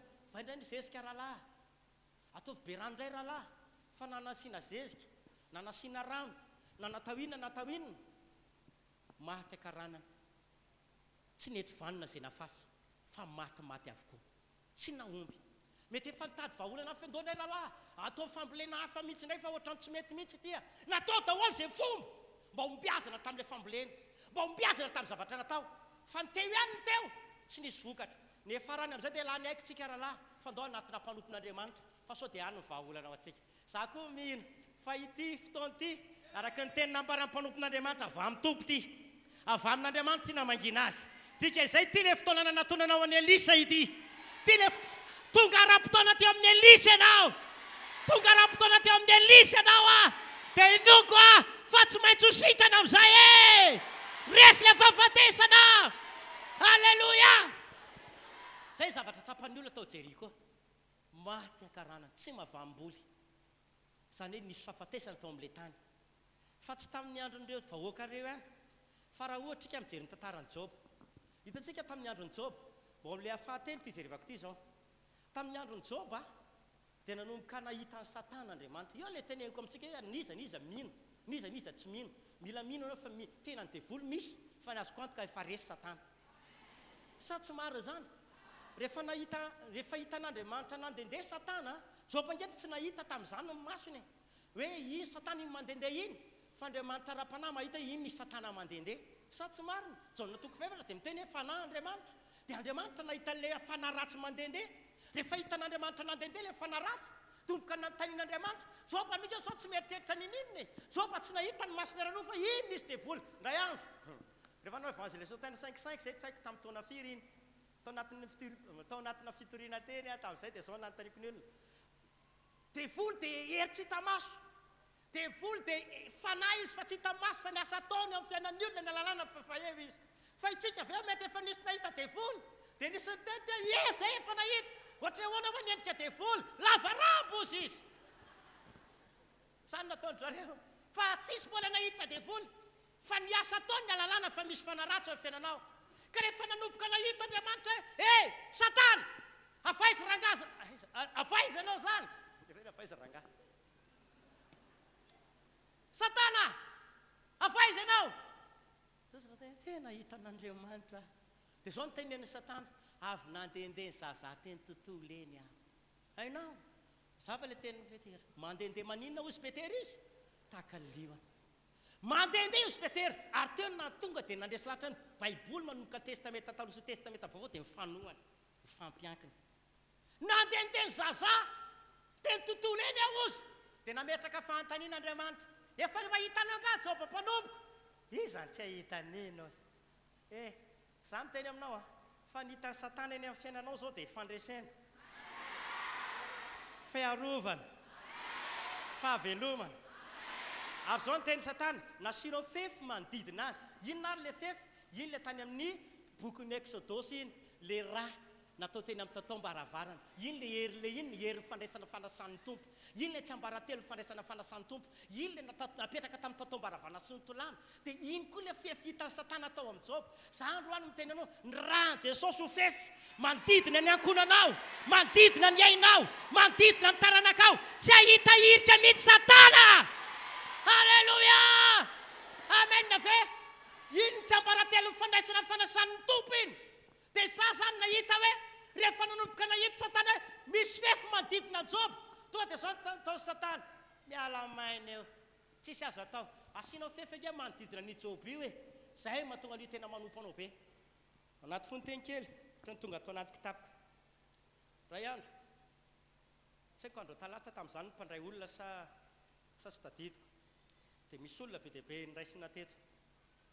Dia nisy olona nisy devoly be mihitsy tena mifampitolomana mamono teto tamin'izany fotoana izany.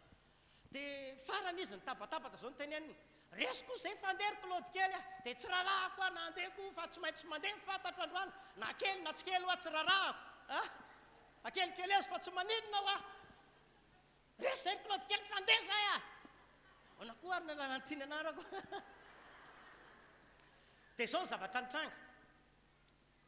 Rehefa andeha izy dia zao notenenina, andeha zay ozy fa tafiany eny vady aman-janaka anao. Tomboka ny awatra kely aho. Za nge tsy manana afa-tsy vady ray dia zanaka hoe ahoana ny akeo ka zany andana magana. Dia inona ho tafiany eny vady aman-janaka. Hitako ake vadinao zao iny enany, ary tena any mihitsy le madama koa amin'io. Hitako ny zanakanao ry. Dia mantro, tompo. Dia nafinaritra na zao zay nampahairazan'ny tompo anahy. Teny eny ndana rasahy. Dia tompo koa dia avy mihitsy. Ndana ny rasahy e. Ataovy. Ndana ho rasahy. Meko lalana mihitsy. Ataovy ara hoa. Inona ozy nareo zavatra nitranga. Zao zay teny eny. Ratsiny fa le devoly ny teny izany fa za tsy mpiteny an'izany. Zao am'izay ny teny eny. Ndana hoa. Asio. Toa dia mandana ny rasahy nareo. Dia zao ny teny eny. Tsisy fika ozy.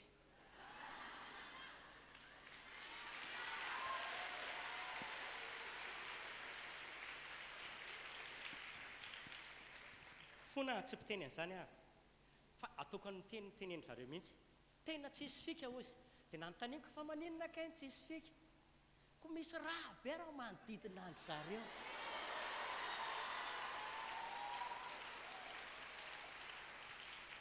za ty zany isan'andro na amin'ny alina na maraina raha vao mivavaka dia tsy adiniko mivavaka ao any ankonako teo vao mainka nampahery aho hitondram-bavaka ny ankonako foana fa hoy amintsika tonga eto amin'izao toerana zao rehefa nanomboka ny teny amin'izay satana hoe misy fefy manodidina ny jobo dia zao amin'izay zavatra nanomboka tenenin'Andriamanitra ozy natao satana io ke filan-javatra ny anompony eo anao Andriamanitra zao ozy Andriamanitra atao ary zay tianao atao fa ny ainy tsy ananao fahefana teo vao mainka nandresy lahatra anao hoe rehefa olona tsisy fanampy fahafatesana tsony rehefa misy olona anankiray resy le ozy nampitona fahafatesana ao amin'ny fiainana dia miteny aminao hoe tsy manana fahefana amin'ny ainao sy ny tanana ankoatrony satana tsisy nininona azy ny atao zany ao ary manomboka androany voalohany volana novambra mandram-pialana eto ambonin'ny tany tsy akasika ny ainao sy ny taranakao satana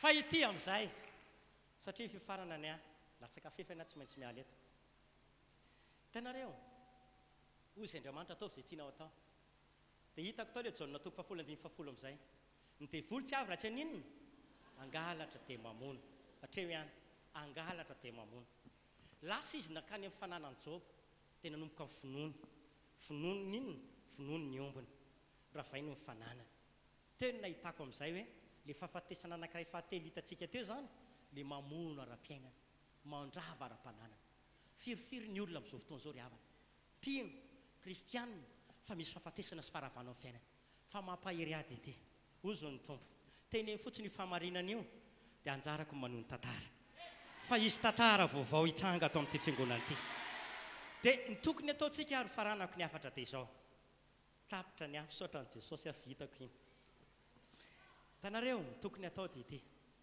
ny mponina atao Jeriko rehefa natsapa fa nisy fahafatesana dia nisy etaeta lalina tao anatiny izay ny voalohany nisy etaeta lalina te hiova tantara nisy etaeta lalina te ho afaka tao aminy hoe tsy maintsy manatona mpanompon'Andriamanitra tsika mba hiova ty tantara ty nisy etaeta tao aminy hoy ateny amin'ny teny aloha ry havana aza mijery ny position anao inona ny fipetrahanao ato aza mijery ny titre anao inona ny titre anao ato fa ndao anao tahaka mponina atao Jeriko hitady fanafahana aingana mba ho sitrana ilay fahafatesana mba ho sitrana ihany koa ilay herina ozina eo amin'ny fiainanao ka hiova ny tantara tsy maintsy manana etaeta aloha manana etaeta mpanafahana tsy maintsy zay aloha ny voalohany faro mila mifona sy mibebaka isika satria matetika ny mahatonga ny fanaratsy tafiditra na ny ozina manapaka hatrany amin'ny bokin'ny Genesis izay ntsika rapito dia izao ny safidy diso apetrako amin'lohanao ny fiainana sy fahafatesana ozy Andriamanitra dia safidio teo amin'lohany Adama koa le izy reto ho any daholo fa ty mahafaty dika izay safidy efa hatrany am-piandohana mihitsy apetrako amin'lohanao raha mihinana anio nareo sy mahatrany Adama say fa dia ninona foaty nareo safidy diso na tonga fahafatesana dika izay zany dia ity tsy maintsy mibebaka tsika nizanizy ndao hifona amin'Andriamanitra ndao hibebaka amin'Andriamanitra fahatelo ndao hofoanantsika amin'ny anaran'i Jesosy Kristy le ozina androany ho tapahantsika zany ozina mpitona fahafatesana zany ary foanantsika ny herin'ny fanaratsy mpitona fahafatesana manana etaetana hoe androany baibay ny endrika fahafatesana ara-panahy endrika fahafatesana amin'ny aina endrika fahafatesana ara-piainana tsy ho hita eo amin'ny tsony zany fa afaka tanteraka izao fiangonana zao dia farany asa mba manamary-teny zany tanareo mahatonga anahy foana mandroaka dia volonao amin'ny tenako nao amin'ny fiainako dia izao ny teneniko foana ngaty andoavako vola moa sady tsy mampiananiko jiro anay ty mihenana compteur fa mandroaka dia volo loatra mimena be miasa mihinana be ny consommation ataoko any ty ho tonga dia rotorotoko any satria nahoana misy karazan'olona manamaromaro tena efa araka le jaonina toko valandilo amin'ny telo efa fantatrao marina dia tonga anao dia afaka amen dia manana etaeta androany zany no afaka androany zany tsy maintsy mandray fanafahana manana etaeta ianao io ngera fa rehefa nomboka niala devoly teto ianao ka afaka ny devolinao dia fandresenao anao zany fitahinao anao zany fa tsy hoe lasa lody ianao dia tena nikikasinao ka devoly be atao dia menatr'olona niova hatrany anarako angamana tsy miova ny anaranao tsy niova mipozinao ianao iny ihany ao fa ianao mpandresy mivoaka eto misy samy manana etaeta aza manamaromaro teny ianao aza mboaboarina fotsiny hitanareo misy olona zao mandroaka devoly ndraindray mataotatsika vao miteny le pastera voaka dia misy teny amin'ny anarany Jesosy mandeha fombafomba mandeha fahazarana mandeha fahoany dia zay mahatonga ny Paoly miteny misy mamely tontondro fa taky mamely inona mamely rivotra fotsiny voaka avery adiro reny atak-efatra hainao tsy mifantoka akory mamely rivotra fotsiny izy fafatoa ianao ndray andro mantsy nanao séminaire tany Ampahatrosy izay mba hakantry pastera Maurice tamin'izany fotoana izany pastera vehivavy ny taon'ilay fiangonana dia rehefa tonga ny fotoana tsy haiko na pastera kokoko ny teny tamin'izany mbola sandrikely mbola tsy netretritra anao pastera akory fa mpanao délivrance fotsiny dia rehefa tonga tany zay pastera vehivavy moa le tao dia inona ozy ianareo zavatra devoly betiko ny tao amin'ilay tanàna tao amin'ilay fiangonana tena feno devoly ny olona misy zany sambikina hatrany amin'ny plafond zany mihitsy misy manaikitra maninona tany zany na tonga na tena nomboka ana rehefa mandroaka devoly ka tsy mahazo mikipy fa zany voakaikitra hatramin'ny tanako dia niatsy mama vita formation ho azy tamin'izany rehefa mandroaka devoly tsy mikipy satria za so voaka ka kery tia maty mama ho dia ity amin'izay pastera kokoa no nitory teny angamba tamin'izay roainy devoly dia mandroaka daholo ny olona miala dia nisy olona anankiray zay teto aloha teto zany no mivavaka nametratany misy devoly tsy malala losifera vehivavy izy fa laza feona lehilahy mivoaka tao aminy losifera rety fampitany eto androana teo efa rano zao ny teny resy zay fa andeha zany tsy resy koa sady faleriako za koa mbola inona amin'izay rehefa nyteny izy resy fa andeha dia zao ny teneniny rehefa aleo zay mba hivoaka dia aleo zay ho any anatin'ny solo tadida pastera io pastera kokoa vavolombelona amin'izany aloha zay hivoaka dia zao zay ho any anatin'ny solo Andriamanitra izany atao amin'ity fiangonana ity ary ny solo tsisy haiko le pastera vehivavy rery ny haiko ny anarany dia zay ekipa anakany fa tsisy haiko ny anaran'ny olona tao nisy ramatoa anankiray zay teo akaiky ta miazakazaka be mihitsy averiko fa netiny devoly nitsoaka iny lasa izy nakany isolo ery amin'ny coin ery zao nataony ozy le ramatoa amin'izay solo fa vamasy ianao fa tadiditra anatinao devoly ndray ihany aloha tsy tenenina le anarana sa dia mbola tena nahitako amin'izay io devoly io zany dia mahita io itolito no mifantoka mamely anay ito kosa mpanao cinéma tsika tsy mpanao cinéma eto fa mpandresy androany tsy maintsy afaka resy mifahafatesana ary amin'ny anaran'i Jesosy misy fahavelomana amin'izay hoa tompo hitantsika rehetra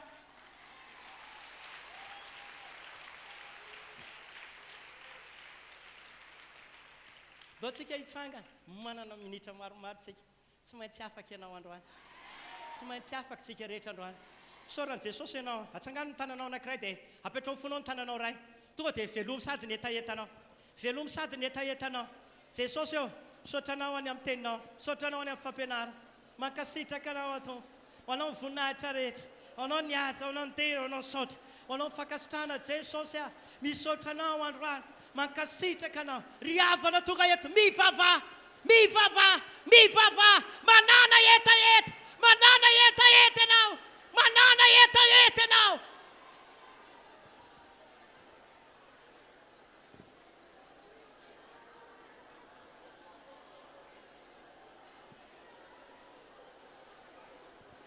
Jesosy eo misotranao ramamarasara dedekale remarasa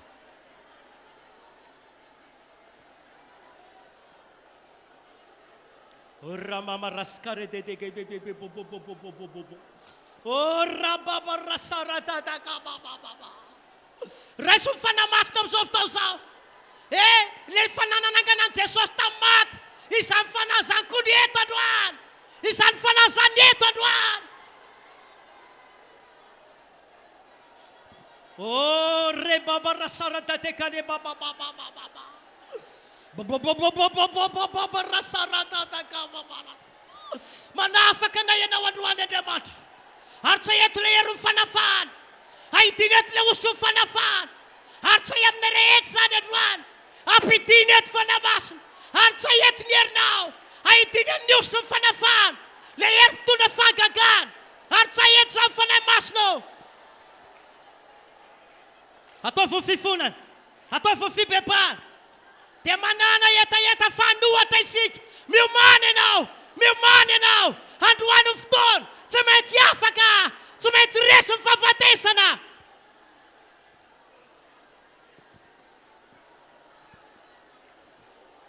Sotra tao, makasitraka anao. Amen, amen, amen, amen, amen, amen, amen. Orababaraskartetikale babababababa. Orebababarasaratantekeri bababababibibi. Angina isika fiangonana, angina isika dia akipitsara ny maso. Raha sitraka ao velo isandatra ny tananao ankavanana, dia ny tananao ray velo ny fonao. Misy olona eto efa hitako sahady. Tsisy mivavaka aloha, tsisy mivavaka. Mahita azy ao. Misy karazana fahafatesana manomboka miongotra amin'ny ainao. Matetika ianao narary foana. Matetika ianao narary foana. Impiry ianao tradoza. Satria ilay fahafatesana nangamely ianao. Fa namindra foa Andriamanitra dia narovana ianao. Fa ity fotoana ity tsy maintsy nendrasana mba hahatonga anao afaka. Velomin'ny etaeta, velomin'ny etaeta zao. Velomin'ny etaeta anao fotsiny.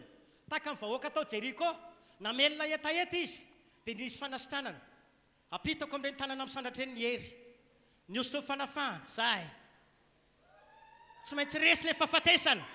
Resy hoa! Resy! Amin'ny andalan Jesosy lasa! Amin'ny andalan Jesosy! Amin'ny andalan Jesosy lasa! Amen, amen, amen, amen, amen. Ora babarasara tatakapapa. Sotanao atompo. Androaka le fanana, le ozona mpitona fahafatesana amin'ny aina azo ao. Le ozona mpitona fahafatesana amin'ny aina. Iny tapako iny. Misy olona be dia be eto. Misy an'izay ozona mpitona fahafatesana amin'ny aina. Mitady ikitikitika ny ainao le fanaratsy. Fa amin'izao fotoana izao, tapana! Tapana! Le ozona mpamono mpitondra fahafatesana, mpamono ny aina, mamono tsara-potoana, tapana, tapana, tapana, tapako, amin'ny andalan Jesosy, tapaka hoa, voanako izany. Tena misaotra an'i Jesosy aho. Misy fanasitranana ny ainao izao. Manomboka misy fanasitranana ny ainao. Mahita ozotro ny fahavelomana midina. Le ozotro ny fahavelomana midina. Le ozotro ny fahavelomana midina. Le ozotro ny fahavelomana midina. Midina hoa! Midina hoa! Midina hoa! Midina fahavelomana! Midina fahavelomana! Midina fahavelomana hoa! Saotra Jesosy. Ho anareo any aoriana any, raiso ny fanafana amin'izao fotoana. Roako ilay fahafatesana ara-panahy.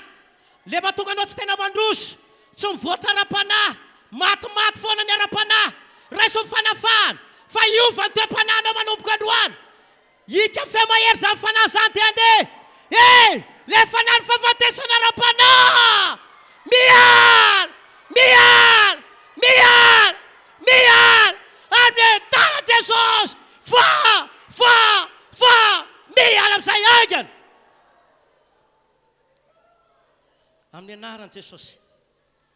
Hiditra amin'ilay fahatelo aho izao. Le fahafatesana ara-piainana. Mahatonga ny asanao matimaty. Tsy mety tanteraka hatramin'ny farany. Mety mpanompon'Andriamanitra anao ny asa fanomponao matimaty. Na ny asan'ny tananao. Mety nianatra be anao fa tsy tena tafavoaka amina asa. Mety matimaty ara-pitiavana. Mety matimaty ara-piainana na ara-bola. Ny tananao misandatra asan-drato fa tena isy fanafana. Apitako ny oso ny fanafana zao, zay! Zay! Zay! Zay! Zay! Zay! Miala fiainany olona! Miala fiainany olona! Miala fiainany! Le ozona mitondra fahafatesana ara-piainana. Le ozona mitondra fahafatesana ara-piainana. Mamono fitiavana, mamono ara-bola, mamono ny asana. Tapako izany androany! Tapaka! Tapaka! Tapaka! Tapaka!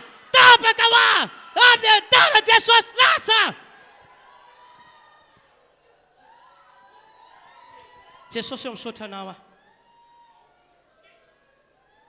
misaotra jesosy avelao any hisandratra ny tananao avelao hisandratra ny tananao amin'izao fotoana izao amin'izao fotoana izao a dia ampitany lay herina fahavelomana avy amin'Andriamanitra lay hery fahavelomana eo amin'ny ainao eo amin'ny ain'ny vady aman-janakao eo amin'ny ain'ny ankonanao ray manontolo manomboka mandrakotra zany ny fahavelomana midina ny herina fahavelomana tsisy fahafatesana tsisy fahafatesana tsisy fahafatesana misy fahavelomana ao a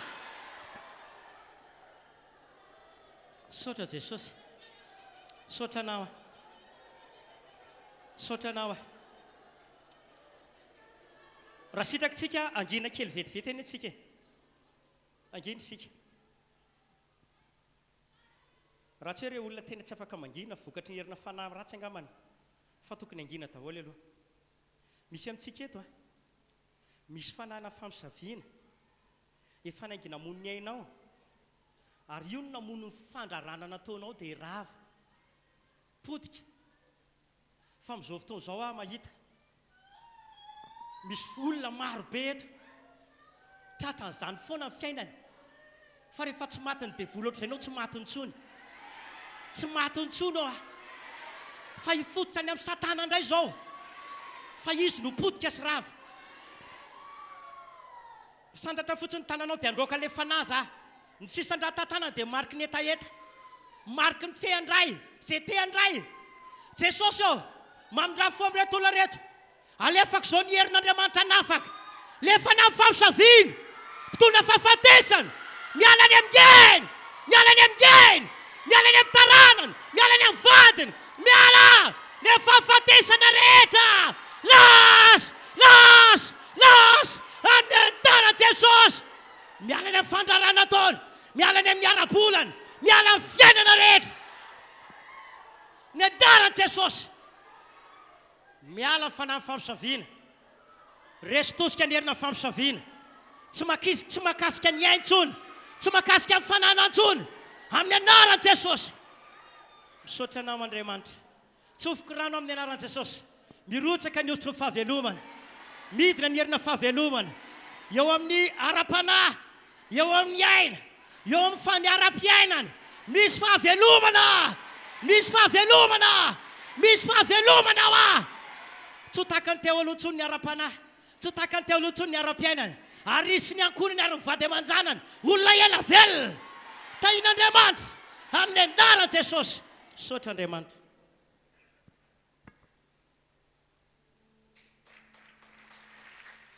aoka ioraka asitehaka farasay mapeny mpandresy asitehaka farasay mafy halleluia ho tanteraka aminareny tendretra nambara-pompon'Andriamanitra teo fiainana vaovao ny fiainantsika asitehaka ihany makatoerantsika tompoko halleluia andeontsika iroso avy hatrany amin'ny fitondrana ny fanatitra na ny famatsiana vaty amintsika ho an'ny asan'Andriamanitra fomba anankiray entsika mandrava sy manohatra ny fanaratsy mpitondra fahafatesana na ny ozina mpitondra fahafatesana ny fahasahintsika manome ho an'ny fanjakan'Andriamanitra manome ampasahina ho an'ny resetyra-pafolokarena tonga dia mandrosa ty anoloana ety dia tataza manokana eny fanaritra fanaontsika mahazatra dia eno tsara ety a eto moa misy boaty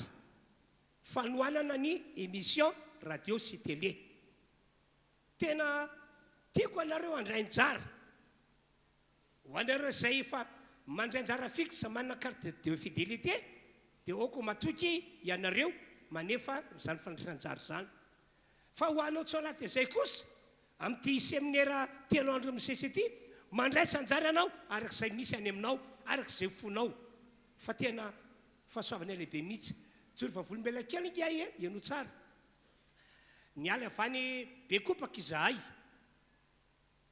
200 kilometatra route secondaire vao tonga ao Morondava rehefa niala tany zay direction dia ody Antananarivo tamin'ny tapabolana dia tapa-kevitra izay fa atory ao miandro vazo hoe aloha akainao dia soran'Andriamanitra farafahen'ny olona hoe andalo ao miandro vazo zahay dia iza moa ny andalo ao dia hoe le paster Adolphe mitoroteny amin'ny télévision amin'ny matv dia ho le olona tao olona tsy mahafantatra olona tsy fantatra nanapa-kevitra hoe raha atory amin'ny hôtely izy dia alao atory aty aminay fa izahay dia mpanaraka ny fandarana taony ka dia alainay izy atory aty aminay dia mbola adiny ray miala ao amin'ilay miandro vazo itoerana misy azy io dia nandeha zahay dia ravavany sakafo tao an-tanàna izy zahay dia niditra tao amin'ilay tranon'ilay olony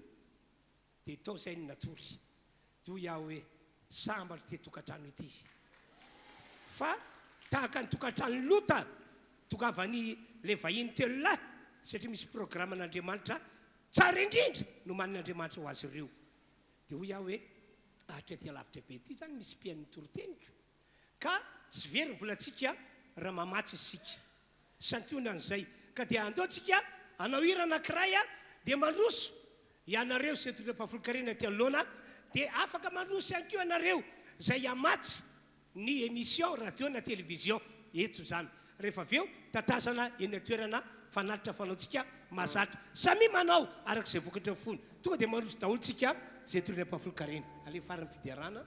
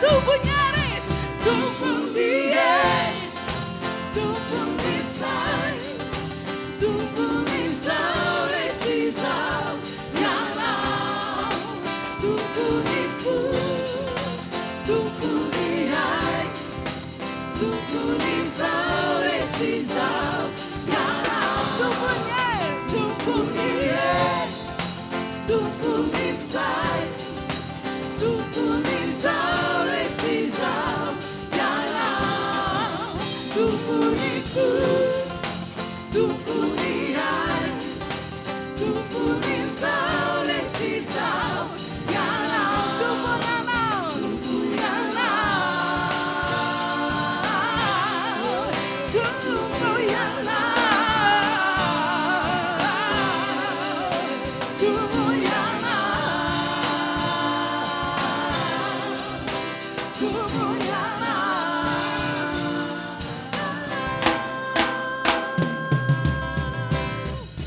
tumpong dia.